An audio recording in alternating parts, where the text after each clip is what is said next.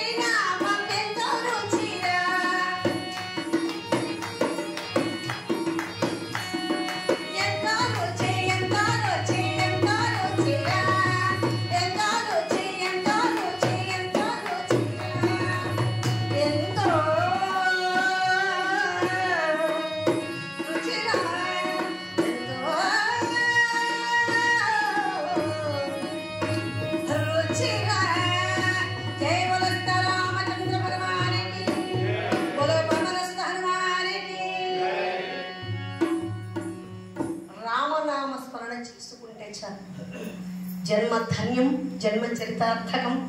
మరి ఆ విధంగా నలుగురికి 4 పేర్లు పెట్టేశాడు. వైభోగంగా ఉన్నారు, ఆనందంగా ఉన్నారు, ఎనలేని సంతోషం. దినదిన ప్రవర్ధమానంగా పెరిగి పెద్దవారు అవుతున్నారు. 64 కళల్లో ఆరి తేరుతున్నారు. సాక్షాత్తు శ్రీమన్నారాయణే కదండి, సామాన్య మానవుడా. నేర్చుకోవాల్సిన అవసరమే లేదు ఇక్కడ. ఒకనొక సందర్భంలో ఎవరండి ఆయన? ఇప్పుడా స్వామి రావడం, పదేవాళ్ళ స్వామి ఎంత చక్కగా ఉన్నాడంటే, 1000 సంవత్సరాలు తపస్సు చేసి ఈ గడ్డం ఒడిగట్టుకున్నాడు. గుమ్మడికాయ ఎంత ఉంది, గబగబా వస్తున్నాడు. చూడండి ఒకసారి. రాజా దశరథ, దేవేంద్రుడైన నీకు సాటి రాగలడా అని అలా గబగబా వస్తున్నాడు. మన విశ్వామిత్ర మహర్షి, సృష్టికి ప్రతి సృష్టి చేసినటువంటి విశ్వామిత్రుడు ఎలా ఉన్నాడండి? ముడివడి గడ్డము ముడివడి గడ్డము మోకాళ్ళనొరయగా మడమలకు మల్ల జడలు జగున మొల చుట్టూ పులితోను మొల చేత జపమాల అడుగుల పావుకోళ్ళ మరియాడ అన్ని మురుగప్పిన నిప్పులాగున బోధి భూషణ బంగారు వందె మెరయ చౌల రుద్రాక్షము చెరువమీ బ్రహ్మతేజంబు దిక్కుల ప్రజ్వరిల్ల చూపరులకు భయముల్ భక్తి ఏ భూమిగుల వచ్చే రాజసకృతుండై వలికెనిట్లు మధుర మేఘ గంభీర సంభాషణ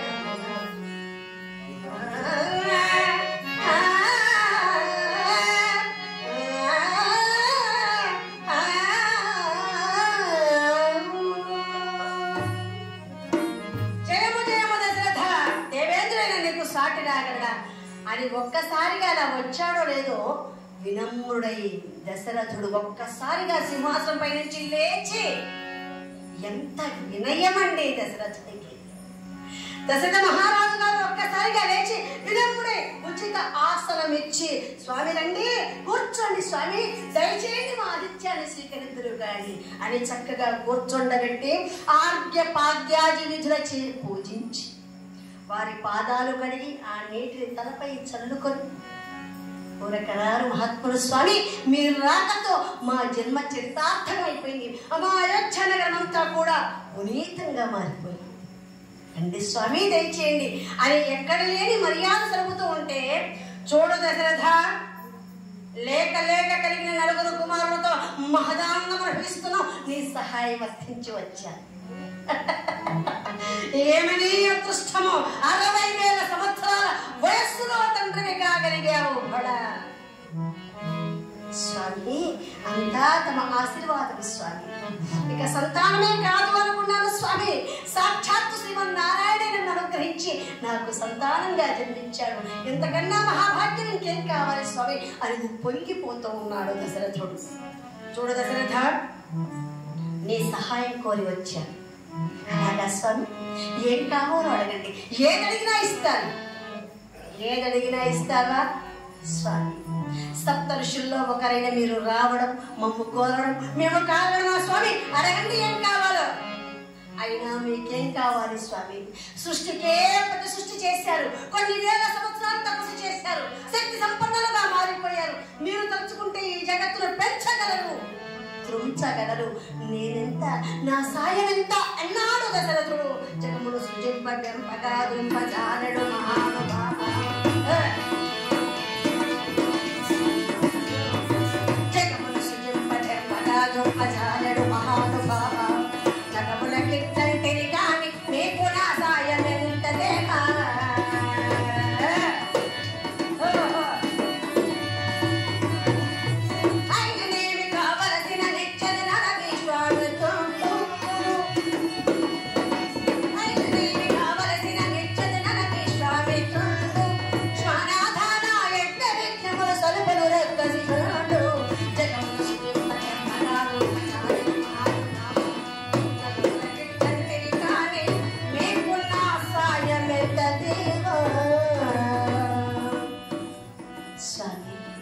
స్వామి, సప్త ఋషుల్లో ఒకరైన మీరు కొన్ని వేల సంవత్సరాలు తపస్సు చేసి సృష్టికే ప్రతి సృష్టి చేశారు స్వామి.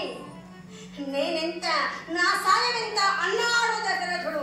చూడు దశరథ, లోక కళ్యాణం కోసం, ప్రపంచమంతా శాంతియుక్తంగా ఉండడం కోసం నేను ఒక యాగాన్ని తలపెట్టాను. ఆ యాగ సంరక్షణ చేయడం కోసం నీ కుమారుడిద్దరిని నా వెంట పంపించు.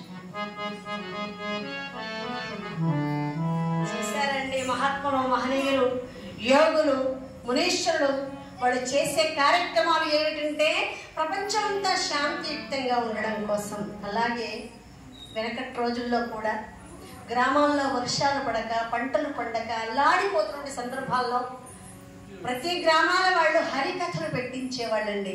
ఏ గ్రామంలో అయితే హరికథ జరుగుతుందో ఆ గ్రామంలో చక్కగా వర్షం కురిసేది. ఇది సత్యం. మా నాన్నగారు హరికథ చెప్పేవారు, మా పెద్దవాళ్ళు, మా మామయ్య గారు కూడా చెప్పేవారు. వాళ్ళందరూ కూడా మాకు చెప్పినటువంటి విషయాలు అన్నమాట. మహాభారత, రామాయణ, భాగవత చరిత్రలు చెప్తే ఆ గ్రామం అంతా కూడా సస్యశ్యామలంగా మారిపోయేదట. అంత చక్కటి పవిత్రమైనటువంటి హరికథ కార్యక్రమం ఒక మహాయజ్ఞం లాంటిదండి. ఒక హరికథ ఎక్కడైతే, ఏ ప్రదేశంలోకి హరికథ జరుగుతుందో కేవలం ఆ ప్రదేశమే కాకుండా ఆ ప్రదేశ పరిసర ప్రాంతాలు కూడా పునీతమైపోవడంలో ఎలాంటి సందేహం లేదని శాస్త్రం చెప్పిన విధంగా మహాత్ములు చేసేటువంటి కార్యక్రమాలు చూడండి. శాంతియుక్తంగా ఉండాలి అంటే, ప్రపంచమంతా కూడా సుభిక్షంగా ఉండాలంటే నేను ఒక యాగాన్ని చేస్తున్నాను, ఆ యాగ సంరక్షణ చేయడం కోసం నీ కుమారుణ్ణి పంపించు. ఎప్పుడైతే ఈ విషయాన్ని విన్నాడో దశరథుడు ఖిన్నుడైపోయాడండి. స్వామి, స్వామి, ఏమిటి స్వామి మీరంటున్నది? ఎవరిని అడుగుతున్నారు స్వామి? నా రామునా స్వామి? నా రామచంద్రుని మీరంట పంపమని అడుగుతున్నారు స్వామి. లేక లేక కలిగిన సంతానం స్వామి, లేక లేక కలిగిన సంతానం స్వామి. ఎన్నో నోములు నోచి కాల్చగన్నాను స్వామి, నా రాముని విడనాడి ఒక్క క్షణమైనా నేను మనలేను స్వామి, ఒక్క క్షణమైనా మనలేను స్వామి, ఒక్క క్షణమైనా అని మహాబాధపడుతున్నారండి దశరథ మహారాజు గారు. వెంటనే ఆగ్రహించాడు విశ్వామిత్రుడు. ఔరా దశరథ, ఏదడిగినా ఇస్తాను అన్నావే, ముందు వెనకడ చూడకుండా దంభముచే త్యాగమిచ్చినట్లుగా చేతకాని విడవబడి ఇక్ష్వాకుల వంశములో మత్స్యవలే ఉద్భవించిన దుచ్చుడవు. సంపదని అంధత్వముతో ఆడిన మాట తప్పుతావా? మర్యాదగా రాక్షస వధకు రాముడిని పంపుతావా, లేక శపించమంటావా అని కనుదెర్ర చేశాడు మహర్షి. ఎక్కడిదండి ఈ వంశము? ఎవరిదండి ఈ వంశము? ఇక్ష్వాకుల వంశము. ఎవరిది ఇక్ష్వాకుల వంశము? సత్య హరిశ్చంద్రుడి వంశము, మన రామ వంశం. మాట కోసం, ఆడిన మాట పెట్టుకోవడం కోసం రాజ్యభ్రష్టుడయ్యాడు, రాజ్యాన్ని పోగొట్టుకున్నాడు. భార్య బిడ్డల్ని అంగడి వీధిలో పెట్టి విక్రయించుకున్నాడే కానీ ఆడిన మాట తప్పలేదండి, ఆడిన మాట తప్పలేదు. అలాంటి సత్య హరిశ్చంద్రుడి వంశము మన దశరథ మహారాజు గారి వంశము. దశరథ, మాట తప్పుతావా? మర్యాదగా రాక్షస వధకు రాముడి పంపుతావా, లేక శపించమంటావా అని అనగానే వెంటనే వశిష్ఠ మహర్షి కలుగజేసుకొని, చూడు దశరథ, రాముడు సకల గుణాభిరాముడు, సమర వీరుడు, అతని బలం మాకు తెలుసు, కౌశిక వారికి తెలుసు, కనుక పంపు.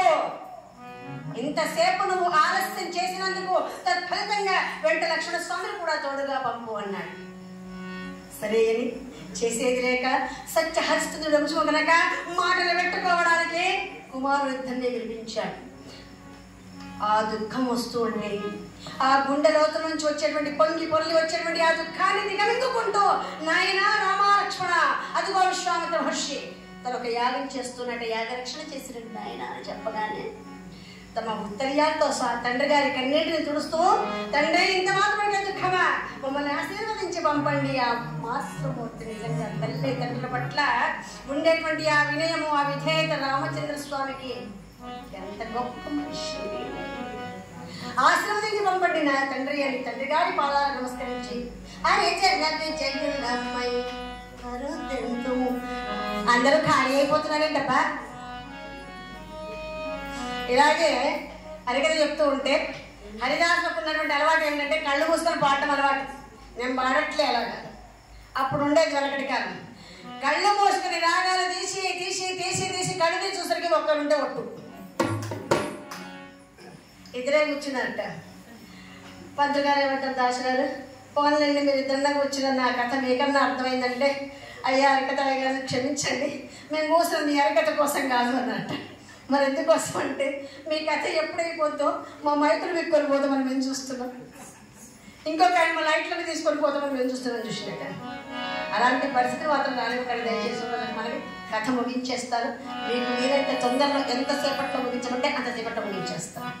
నా చేతిలో పని నిర్భయంగా, ఎలాంటి మళ్ళీ సబ్జెక్టు మొత్తం వస్తుందండి, నేను కట్ చేయండి కాబట్టి వినండి దయచేసి, లేవకండి.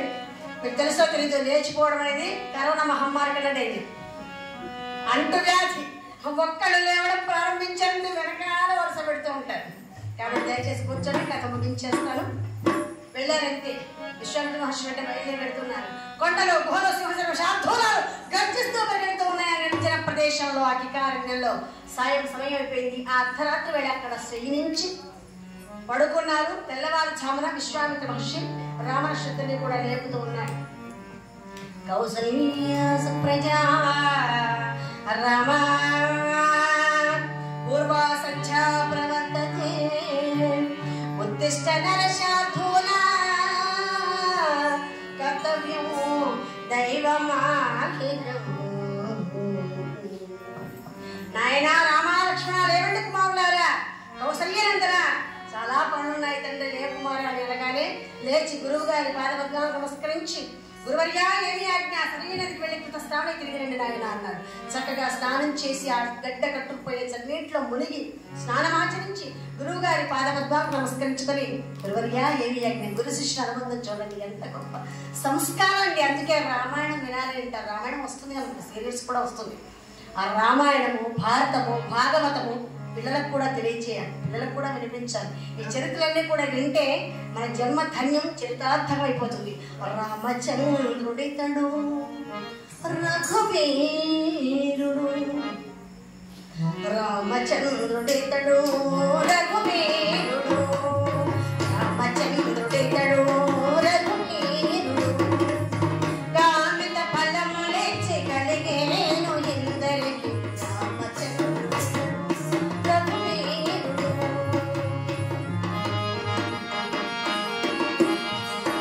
గౌతమ భార్య పాలిట కామధేను వితడు, పాతల కౌశికు పాలి కల్పవృక్షము, సీతాదేవి పాలిట చింతామణి ఇతడు, సీతాదేవి పాలిట చింతామణి ఇతడు, ఇతడు దాసుల పాలి పరదైవము రఘువీరుడు, కామిత ఫలములిచ్చి కలిగేను ఇందరికి పరగా సుగ్రీవు పాలి పరమ బంధువితడు, హరి హనుమంతు పాలి సామ్రాజ్యము, పరగా సుగ్రీవు పాలి పరమ బంధువితడు, హరి హనుమంతు పాలి సామ్రాజ్యము, నిశిత విభీషణ పాలి నిధానము, నిశిత విభీషణ పాలి నిధానము, గరిమి హనుమ పాలి తన పారిజాతము, రామచంద్రుడి ఆ విధంగా చక్కగా వెళ్ళారు. కృతస్థానులై వెళుతూ ఉండగా ఒక పెద్ద తాటకి బ్రహ్మ రాక్షసి నరవాసం అనుకుంటూ వచ్చింది వీళ్ళని భక్షణ చేయడానికి. మానవ యొక్క మాంసాన్ని హాయిగా భక్షించవచ్చు అని వాళ్ళని చంపే ప్రయత్నంలో రమా అదిగో తాటకి బ్రహ్మ రాక్షసి చెయ్యి దాన్ని సంహారం అన్నాడు. శ్రీరాముడు స్త్రీ అని శంకించాడండి. ఒక స్త్రీని చెప్పడమా స్వామి, అపచారం కాదా అన్నాడు. లోకానికి హాని చేసే దుష్ట శక్తి అది స్త్రీయే కానీ పురుషుడే కానీ హతమార్చవలసిందే, జై సంహారం అన్నాడు. ఆడవాళ్ళకు ఒక ప్రత్యేక స్థానం ఉందండి సమాజంలో. కార్యేషు దాస్య కరణేష మంత్రి, రూపేచ లక్ష్మీ భోజ్యేషు మాత, సేనేశ్వరంభా క్షమయా ధరిత్రి, షట్కర్మయుక్త గుణధర్మ పత్ని అన్నారు. ఇక్కడ ప్రతి స్త్రీమూర్తి ఎలా ఉండాలి, ఆ సాంప్రదాయాన్ని ఎలా ఉండాలి అంటే, కార్యేషు దాసి ఇంట్లో పరిపాటలు చక్కబెట్టుకున్నప్పుడు ఆ ఇంట్లో ఆ ఇల్లాలు ఒక పని మనిషిలా ఉండాలట. మనం సహజంగా అలాగే ఉంటాం. కరణేశ మంత్రి భద్రించేవాడు భర్త కాబట్టి బయటికి వెళ్ళి సమస్యతో సతమతమైపోయి ఇంటికి వచ్చిన భర్తకి ఒక మంత్రుడు ఆ సలహా చెప్పాలట, భరించేవాడు భర్త. రూపేచ లక్ష్మీ, రూపురేఖల్లో లక్ష్మీదేవిలా కనిపించాలి. భోజేషు మాత, భర్త కన్నం పెట్టేప్పుడు కన్న తల్లిలా పెట్టారట. ఏదైనా కోపం మంట క్రోషం ఉంటే కడుపు నిండి అన్నం పెట్టాక తెచ్చుకోండి, ముందు అమ్మలా వడ్డించారట. భోజ్యేషు మాత సేనేశరంభ క్షమయా ధరిత్రి, షట్కర్మయుక్త కుల ధర్మబద్ధి, అపురూపమైనదమ్మ ఆడజన్మ. ప్రేక్షకులంతా వెళ్ళిపోతున్నారు. వాళ్ళంతుంది నా దగ్గర సబ్జెక్టు చాలా చెప్పాను నేను మీకు, కానీ ఏం చేస్తాను నా దురదృష్టం. పసుపు తాడు ఒకటే మహాభాగ్యమై బ్రతుకుతుంది పడతి లోకమై, మగని మంచి కోసం పడే ఆర్తులు సతిని మించగలరా మరే ఆర్తులు,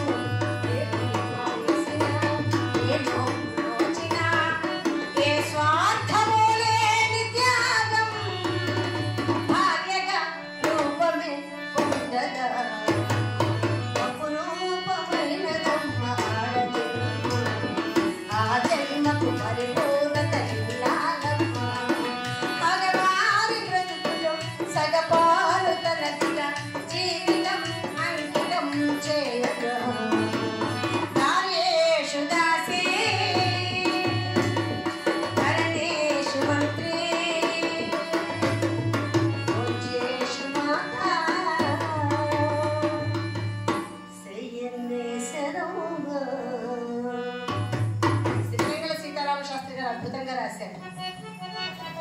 అందుకే ప్రతి స్త్రీమూర్తి చక్కనటువంటి రూపం ఉండగానే సరిపోదు, ఆ రూపానికి తగ్గట్టు గుణం కూడా ఉండాలి. నరస్యాభరణం రూపం, రూపస్యాభరణం గుణం, గుణస్యాభరణం జ్ఞానం, జ్ఞానస్యాభరణం క్షమ అన్నారు. అందమైనటువంటి రూపం ఉండగానే సరిపోతుంది, ఆ రూపానికి తగ్గట్టు చక్కటి గుణం కూడా ఉండాలి. మరి గుణం ఉండగానే సరిపోతుందా? ఆ గుణానికి తగ్గట్టు గొప్ప జ్ఞానం కూడా ఉండాలి. మరి జ్ఞానం ఉండగానే సరిపోతుందా? ఆ జ్ఞానానికి తగ్గట్టు ఓర్పు, సహనం, క్షమ. భూదేవికి ఉన్నంత సహనం ఉండాలట. బంగారానికి సువాసన అద్దినట్టుగా ఉంటుంది. ఈ సుగుణాలన్నీ ఆడవాళ్లలో ఉంటాయి. అలాంటి ఆడవాళ్ళు ఉన్నారు కాబట్టి ప్రపంచం ఇలా ఆగుతుందని నేను పరిపూర్ణంగా విశ్వసిస్తాను. లేకపోతే కరోనా మహమ్మారి ప్రవేశించినప్పుడు పూర్తిగా పోయేది. కాస్తో కోస్తో మన జీవితంలో ఇలా ఉన్నామంటే అది ఆడవాళ్ళు చేసినటువంటి పుణ్యం, పురుషార్థం, ఆ బంధుత్వాలు, ఆ బాంధవ్యాలు, ఆ స్వామివారి మీద ఉండేటువంటి ఆ భక్తి భావన, ఆధ్యాత్మిక చింతన, ఇవన్నీ కూడా పరమాత్మను అనుగ్రహించి ఆ గండాన్ని గట్టెక్కించాడు. గోపాలకృష్ణ భగవానికి, సీతారామచంద్ర భగవానికి, భగవనసుత హనుమానికి జై. ఆ విధంగా అదిగో తాటకి బ్రహ్మరాక్షసి చైదాన్ని సంహారం అన్నాడు. వెంటనే ఆగ్నేయహస్తాన్ని తీసి అలా సంధించాడు రామచంద్ర స్వామి. అది మంటలు నక్కుతూ వెళ్ళి దాడగ యొక్క బ్రహ్మరాక్షసి వక్షస్థలంలో ఉంచుకుంది. రామ రామ అంటూ ప్రాణాలు కోల్పోయింది తాటకి బ్రహ్మరాక్షసి. అది బ్రహ్మరాక్షసి అయినప్పటికీ కూడా ప్రాణం పోయే సమయంలో ఏమని తలుచుకుంది? రామ రామ అంటే తన జన్మ పునీతమైపోయింది. రాజా రామచంద్ర భగవానికి. ఆ విధంగా ఎప్పుడైతే తాటగిరి వర్ధించాడు, తపస్సు యాగం చేయడానికి వెళ్ళాడు. హోమం జరుగుతుంది, యజ్ఞం జరుగుతుంది. ఆ యాగశాలపై భాగమంతా బాణాలతో పందిళ్లు వేశారు. తన తల్లి నుండి తాటగిరి చంపిన మహాకోపంతో మారీచుడు, సుబాహుడు ఆకాశం నుంచి కళ్ళు, మాంసము, రక్తము మొదలగు దుర్గంధ ద్రవ్యాన్ని కూడా కుండలతో కుమ్మరించడానికి సిద్ధంగా వేచి చూస్తూ ఉన్నారు. గ్రహించాడు రామచంద్ర స్వామి. ఓహో అనుకున్నాడు. వెంటనే వాయువ్యహస్త్రాన్ని సంధించాడు. అది గాలికి అతి వేగంగా సుబాహుడు కొట్టుకొని కొట్టుకొని కొట్టుకొని కొట్టుకుని ఎక్కడో దక్షిణ సముద్రం వైపున పడిపోయి చచ్చిపోయాడు. మారీచుడు కూడా అలాగే విన్నాడు. మారీచుడి వల్ల రామాయణంలో మునుముందు కొన్ని పనులున్నాయి కాబట్టి ప్రాణాలతో విడిచిపెట్టడం జరిగింది మారీచుడిని. రాజా రామచంద్ర భగవానికి యాగం సమాప్తమైంది. యాగ రక్షణ చేసిన రామరక్షణ ప్రతిపకారం ఏం చేయాలని ఆలోచిస్తూ ఉన్నాడు. వేలాది మంది మహాత్ములంతా కూడా రామచంద్ర స్వామిని వేణోళ్ళ స్తోత్రం చేశారు. రామ ఎంత గొప్ప సాహసం చేశాము నాయన, ఈ యాగం పరిసమాప్తమైంది, నీ మూలంగానే యాగ రక్షణ జరిగింది, ప్రపంచమంతా శాంతియుక్తంగా ఉంది, ఏం కావాలో కోరుకో నాయన అన్నారు. వేణోళ్ళ స్తోత్రం చేశారు. పాపనమ్మని జన పండిత చరణ పరమాత్మ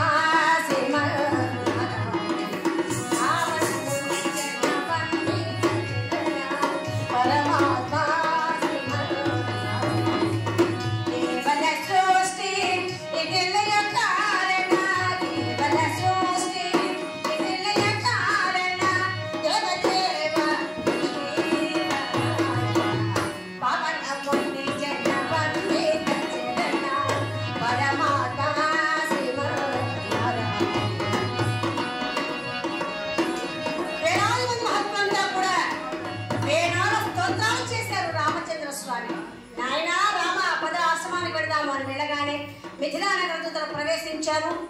సీతాదేవికి స్వయంవరం. వారి ఏంట శివధనుస్సు ఉంది. ఎవరైతే శివధనుస్సు ఎక్కువ పెడతారో వారికే నా కుమార్తె వివాహం చేస్తానని వ్రాసి పంపిన శుభలేఖ. జనక చక్రవర్తి బడా మంచి సమయంలోకి ఈ లేఖ వచ్చింది. నాయనా రామ విన్నాము కదా, పదా మిథిలా నగరానికి బయలుదేరి వెళదాం అని వెళుతూ ఉండగా మార్గ మధ్యంలో స్వామివారి పాదానికి ఒక రాయి తగిలి కదిలిపోతూ కరిగిపోతూ ఉంది. నొచ్చుకున్నాడు రామచంద్ర స్వామి.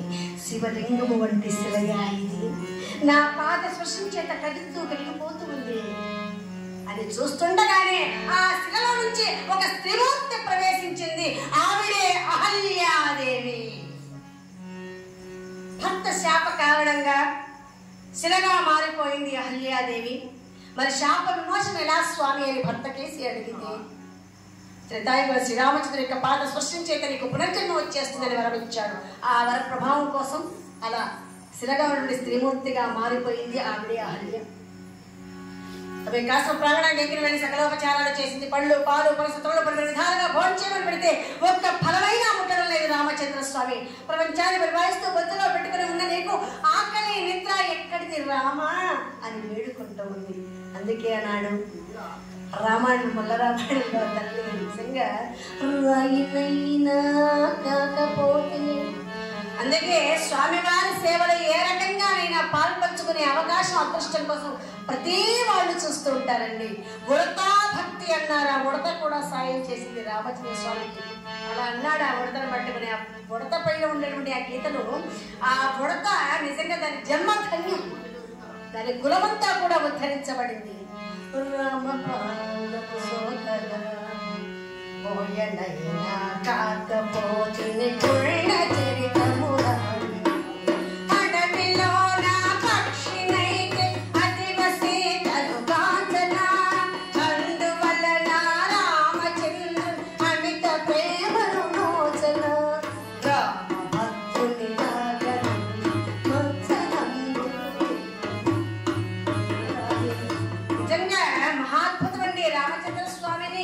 దర్శించుకోవడం, ఆయన్ని సేవించుకోవడం మహామహాదృష్టం.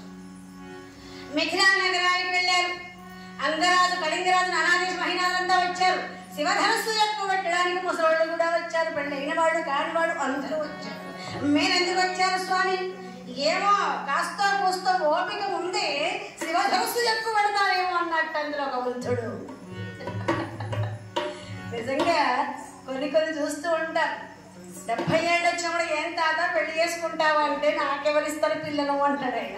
అంటే పిల్లలు ఇస్తే చేసుకుంటానే ఉద్దేశం. అలాగా వృద్ధులు కూడా వచ్చారట శివధనుస్సు ఎక్కువ పెట్టడానికి.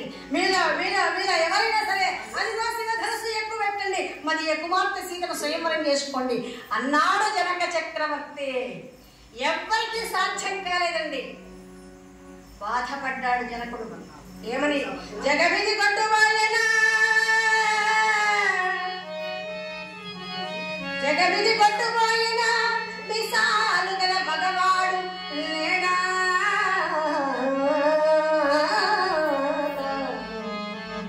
తగిన వరుండు జతపడని ఎడల, తగిన వరుండు జతపడని ఎడల సీత పెండిలి లేక ఉండవలేనా. జగమంతా కూడా కొట్టుపోయిందా? సీతకు తగిన వరుడే లేడా? నా కుమార్తె వివాహం కాకుండా ఉండవలసిందేనా అని మహాబాధపడ్డాడు జనక చక్రవర్తి. ఔరా జనక, ఏమంటివి మేషము రోషము పౌరుషము పౌరత్వ వంశము మాది, నేను ఎక్కువ అని వెళ్ళాడు. మన రావణాసురుడు నిలబడి ఎక్కువ పెట్టాలంటే కూర్చొని ఎక్కువ పెడతాను అనుకున్నాడు. ఎత్తబోయాడు శివధనుస్సుని. మోకాళ్ళపై కూర్చొని అంటాడు ఆయన. ఎక్కడ లేస్తుంది శివధనుస్సు అంటే? మాటల. అసలు శివధనుస్సు అంటే ఏమిటి? సాక్షాత్ పరమేశ్వరుడు ఒక కొండని, ఒక గుట్టని ధనుస్సుగా మలిచాడు. దాని పేరే శివధనుస్సు. కొండను విల్లుగా దాచితివి, కొండలలో నివసించితివి, కొండను విల్లుగా దాచితివి, కొండలలో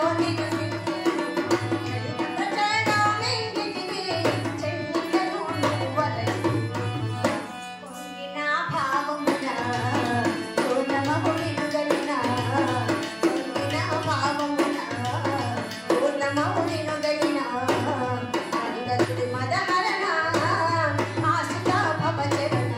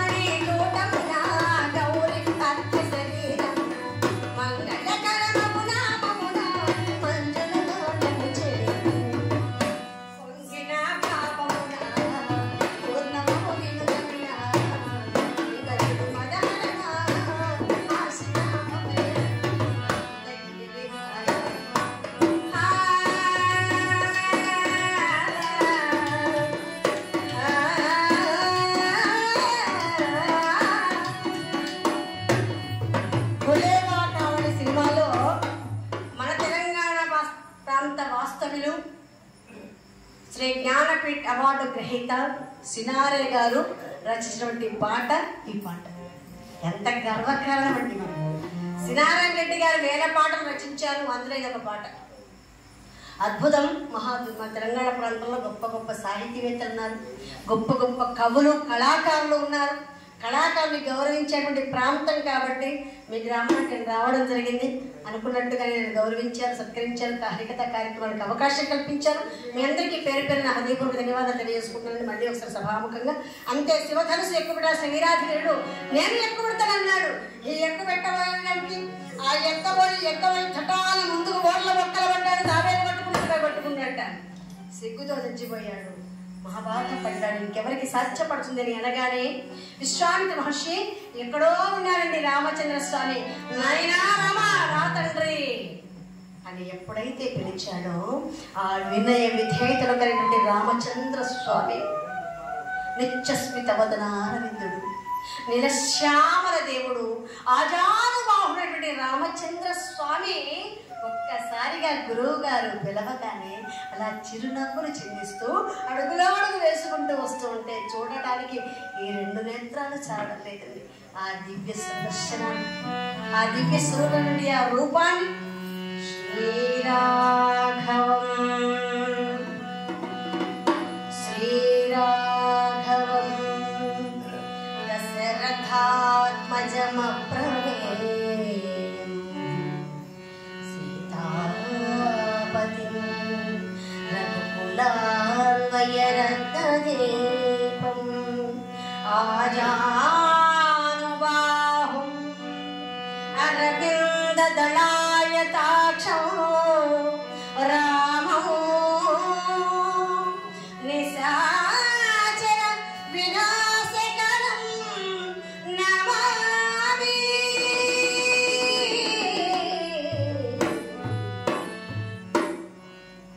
స్వామివారి యొక్క ఆ దివ్య దర్శనాన్ని చూడటానికి నేత్రాలు చాలలేదు. కోటి సూర్య ప్రభాస్కండి అలా వెలుగుతూ ఆ తేజస్తో అలా వస్తూ ఉంటే అందరూ తెల్ల మొహాలేసుకొని చూస్తూ ఉన్నారట. మెల్లిగా వస్తూ వస్తూ వస్తూ ఆ శివధనుసు అలా ఎత్తి నారి సరి చేసి ఎక్కువ పెట్టబోయే సమయానికి వెలిగిపోయింది. రాముడు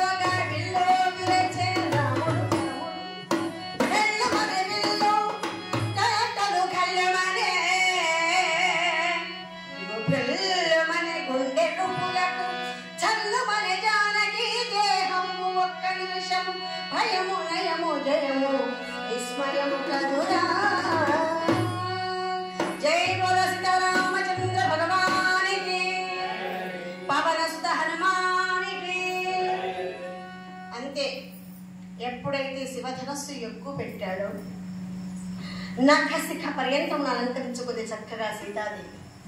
రాముడే తన భర్త కావాలి అంతే. సాక్షాత్తు శ్రీమన్నారాయణ శ్రీరాముడిగా అవతరించాడు.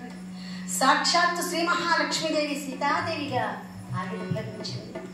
వారిరువురికే వివాహం జరగాలి. ఎప్పుడైతే శివధనస్సు ఎక్కువ పెట్టాడో రామచంద్ర స్వామి మాతా సీతామాయి ఆ సువర్ణమాల ఎగిరి కంఠాన అలంకరింపజేసింది. ఒక్కసారి సభంతా కూడా కరతాళ ధ్వనితో మారుమోగిపోయింది. మిథిలా నగర పట్టణం అంతా కూడా రాజా రామచంద్ర భగవానికి ఆ విధంగా విషయాన్ని తెల్లవారిసరికి అయోధ్య నగరాన్ని తెలియజేశారు. దశరథ మహారాజు, కౌసల్య, సుమిత్ర, కైకేయి అయోధ్య నగర ప్రవాసంలో కూడా వైభవంగా తండోపతండాలుగా రావడం, ఒకే పందిట్లో ఒకే అరుగుల పైన నలుగురికి చక్కగా వివాహాలు జరిపించారు. దశరథ మహారాజు వారి యొక్క తమ్ముడు కుమార్తెటువంటి ఊర్మిళ మాండవి శృతకీర్తులతో లక్ష్మణ భృత శతకులకు సీతారాములకు వైభవంగా 33 కోట్ల దేవతల సమక్షంలో కళ్యాణ మహోత్సవాన్ని జరిపించారు. సీతారాముల కళ్యాణం శ్రీ కస్తూర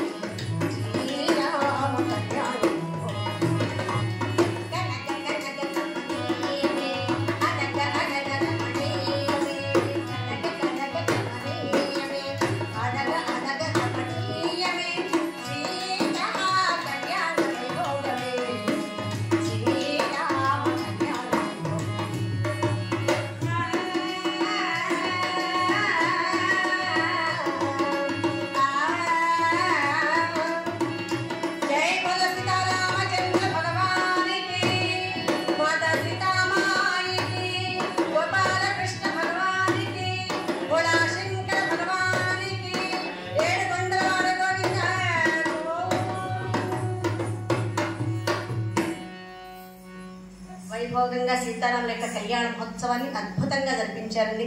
ఈనాడు మన ఇందుర్తి గ్రామంలో హరికథారూపకంలో శ్రీ సీతారాముల కళ్యాణ మహోత్సవాన్ని కళ్ళారా కథారూపకంగా విన్నాం, శ్రవణం చేశాం. శ్రవణం వినడం కళ్ళారా వీక్షించాం. కథారూపకంగా కూర్చొని రామకథ ఎవరైతే వింటారో, శ్రీరాముడి చరిత్ర ఎవరైతే వింటారో, ఆ కథల్లో ఎవరైతే పాల్పంచుకుంటారో వాళ్ళందరినీ కూడా పేరు పేరున పరమాత్ముడు ఆయురారోగ్య భోగ భాగ్య అష్ట ఐశ్వర్యాలు సమకూర్చి వాళ్ళందరినీ కూడా క్షేమంగా ఉంచేటంలో ఎలాంటి సందేహం లేదు. మన ఇందుర్తి గ్రామం, గ్రామ పరిసర ప్రాంతాలు అన్నీ సుభిక్షంగా సస్యశ్యామలంగా ఉంటాయి. రామ కథ వింటే చాలు రోమ రోమంలో ఉన్న పాపాలన్నీ కూడా పటాపంచలైపోయేటంలో ఎలాంటి సందేహం లేదు. అలాంటి రామకథ, సీతారాముల కళ్యాణ సత్కథ హరికథారూపకంగా మన ఇందుర్తి గ్రామంలో గ్రామ ప్రజలు, గ్రామ భక్తులు, గ్రామ పెద్దలు, మరి ఆలయ కమిటీ వాళ్ళు, చైర్మన్ గారు, అలాగే కమిటీ సభ్యులు, అర్చక స్వాములు, పిల్లలు, పెద్దలు అందరూ కూడా పేరు పేరున మీ అందరికీ పేరు పేరున నా హృదయపూర్వక ధన్యవాదాలు తెలియజేసుకుంటూ, నా నమస్సుమాంజలి తెలియజేసుకుంటూ మరి స్వామివారికి కార్యక్రమంతో ముగిస్తూ మంగళ విరాజన సమర్పించుకుంటున్నా. కళ్యాణ ఘట్టం